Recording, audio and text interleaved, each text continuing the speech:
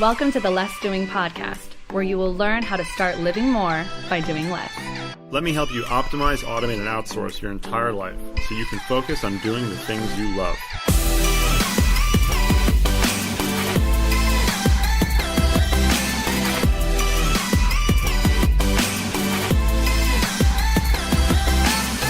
Now here's your host, Ari Meisel.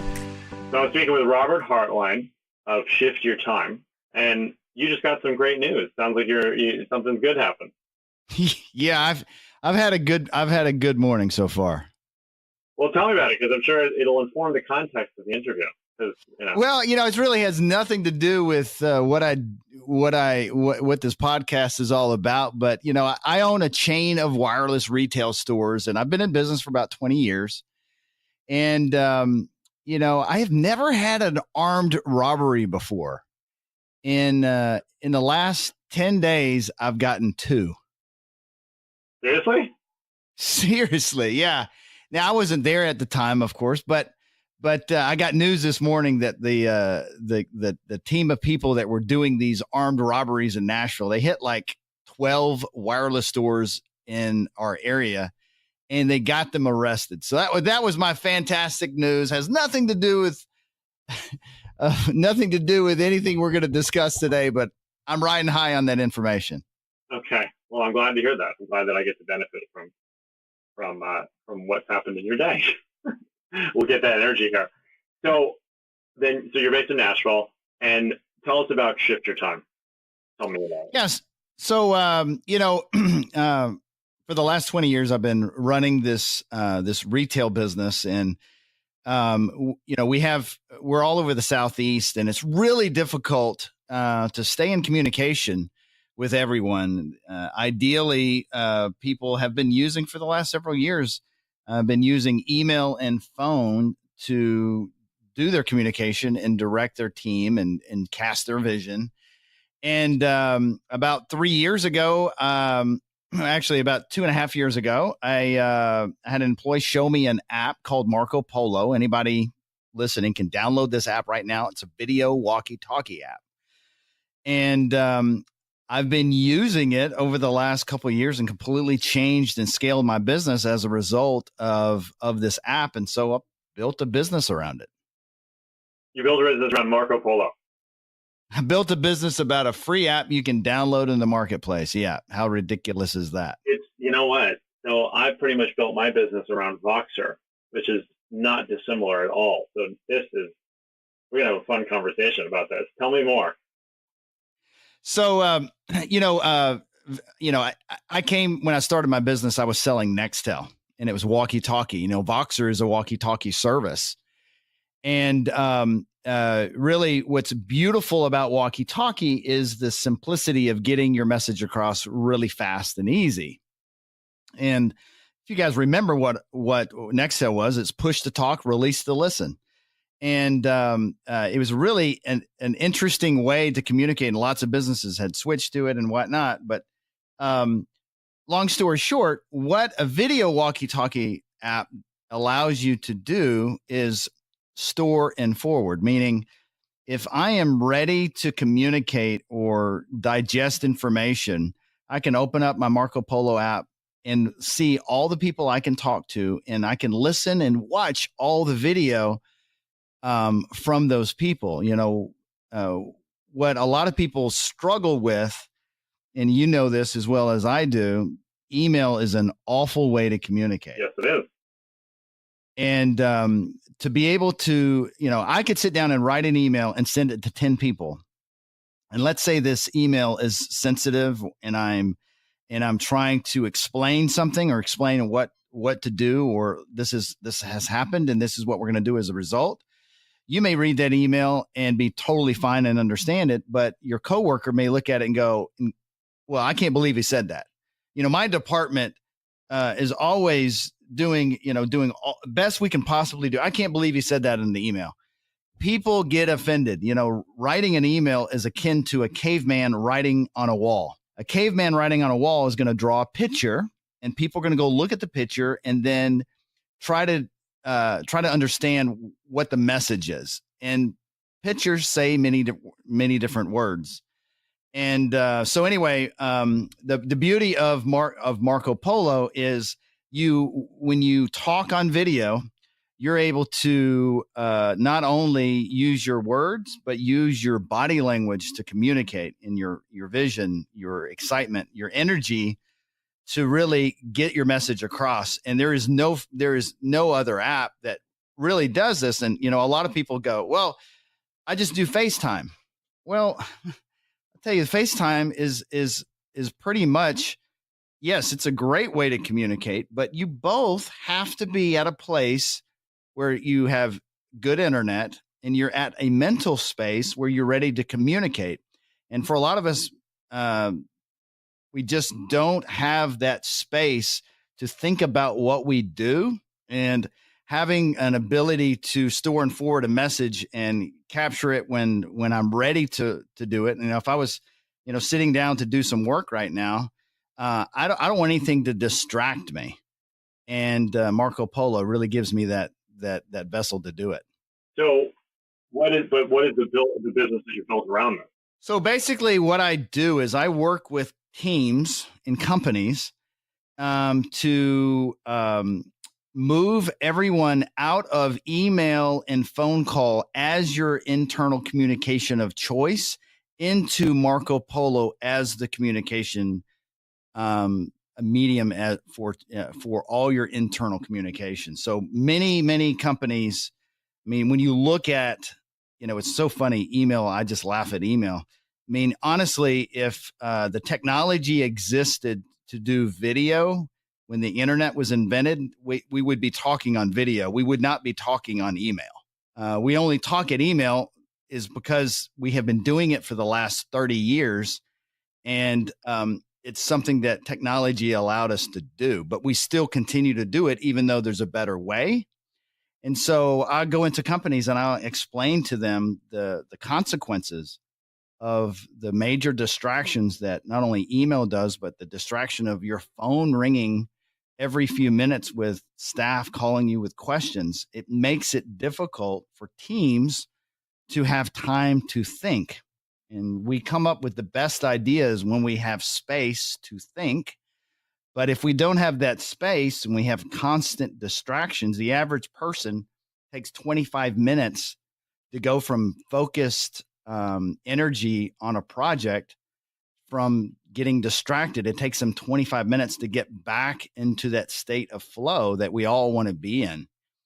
And I go and teach companies how to do this and how to communicate it to their team and how to get people to use it. I have an online course where I teach entrepreneurs how to use it with their team. But more importantly, we build video structured programs where we walk an organization through how to train your people how to use it, when not to use it, because there's lots of cases when it's not a good idea to use it. But we teach teams how to do that. So where do you see the biggest pushback, though, from some of those teams? And do you see, like, smaller teams, or, I mean, I would imagine, and I've seen it, that smaller teams have an easier time with this than much larger teams. But where's the most pushback that you see from people? Well, the biggest challenge that people have in any organization, I don't care where you're at. I don't know if are you a big user of Slack? I like Slack quite a bit, but we honestly primarily communicate on Voxer. My team, Slack is a bit of a ghost town because of Voxer. Yeah, exactly. Well, the same challenges when you go and start using Slack is the same challenges you're going to find if you start using a Marco Polo to communicate. Number one, people are almost always resistant to change. And now you have a subset of people that adopt technology faster than others. But, probably the biggest hurdle is, getting people to install an app. Most people don't want to install anything extra on their phone, especially if it's for work, right? And so what I do when I work with these organizations is I say, listen, the number one thing you're going to benefit from the most is coming up with a communication playbook. And that is, here at your company, whatever that company is, we communicate in this way, and this is why. And the big why is, when you create this space you're going to have less stressed employees, and you're going to function better as a team, because that level of stress that is created by the 80% of what we do every day. I don't care what kind of business leader you are, 80% of your day is spent communicating. And if you're doing it in the wrong way, you're creating stress, not only for yourself, but your team. So once you build this communication playbook and say, all right, this is when we make phone calls with one another. This is when we do meetings. This is when we do a video meeting. And I tell everyone, like, if you're going to do a video meeting, nobody is allowed to have their camera off. I mean, we did a video meeting for a reason. You got the benefit of doing business wherever you want. Don't turn off your camera.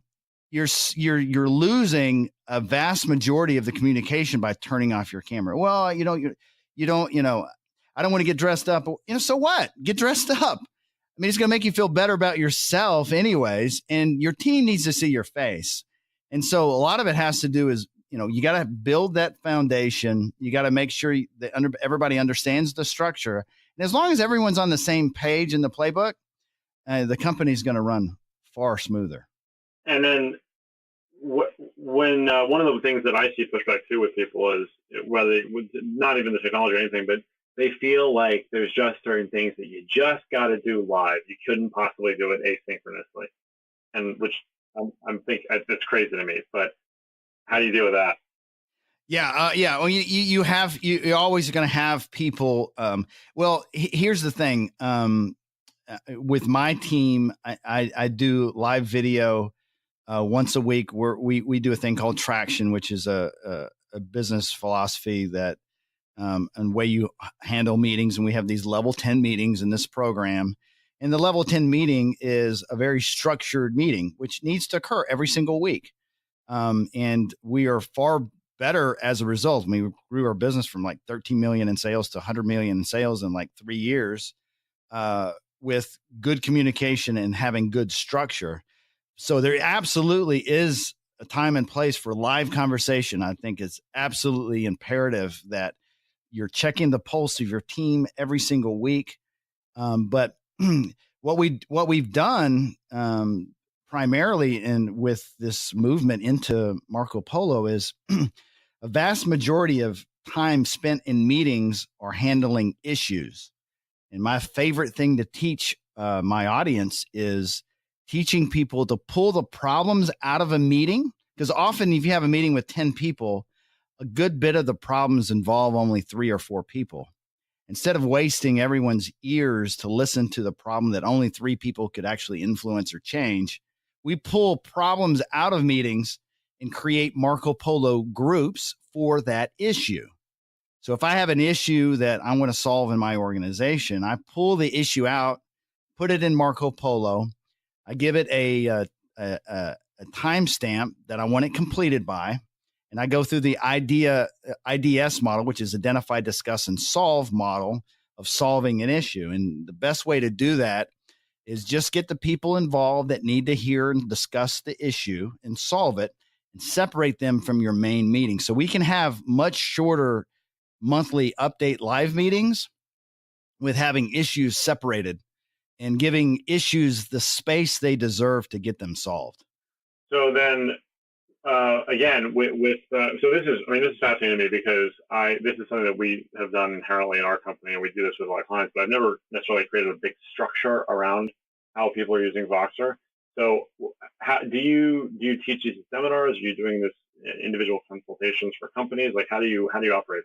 So how we do it is we have a workshop program that we do, but most of the stuff that we'll do is through a live webinar where we'll bring individuals in. And usually when I work with clients, I want to understand the way they currently do business. And then the hardest thing in this whole business is really helping owners articulate to their team the why. And if you don't do that process where you're explaining the why behind why we want to use this tool and why we're using this strategy, if you don't have that function happening, you're going to have team members that are going to feel like they're being pushed to do something they don't want to do. But in reality, I'm giving them an amazing gift, because what happens is once everyone's on the same playbook, they discover this extra amount of time they honestly didn't know they had. And when they start having projects move a lot faster through the funnel than previous, they start really getting excited about the power of it. But we do it all through webinars, in trainings, one-on-one with the team members, and then we work out a custom program specifically based on what their needs are, because the companies have lots of different needs. I've worked with wireless retailers that are just like mine, that have the same pain points, but I've also worked with software companies. I've worked with construction companies, and those are my favorite. There's the one of the unknown benefits that you get as a result of this communication is the relationship with the customer. When you are talking to them on Marco Polo with your face, with your energy, with your video, talking about a project, let's say you have a construction project, and you're building a new house, there's nothing more special than giving updates to the clients through video. They absolutely love it. It's a great way for the husband and wife to see the progress, to answer the questions that pop up. Would you rather have the light switch on this side or the other side? You can't communicate that any other way than video. And once clients see the beauty of having this tool for their customer base, I mean, it attracts more customers. It really changes the game on the way someone can compete when their communication channel is as solid as it is. So what about in your business? What's the biggest challenge for you right now? Biggest challenge for me? Obviously, if I sit down and do a mastermind with people in business, they always say, well, the hardest thing is finding clients. It's really not that hard for us right now. It's not finding the clients. You want to find the right clients. You want to find the right clients. For me, I want to find the right clients that I would like to hang out with. And my time is precious. I spend half my year in Costa Rica.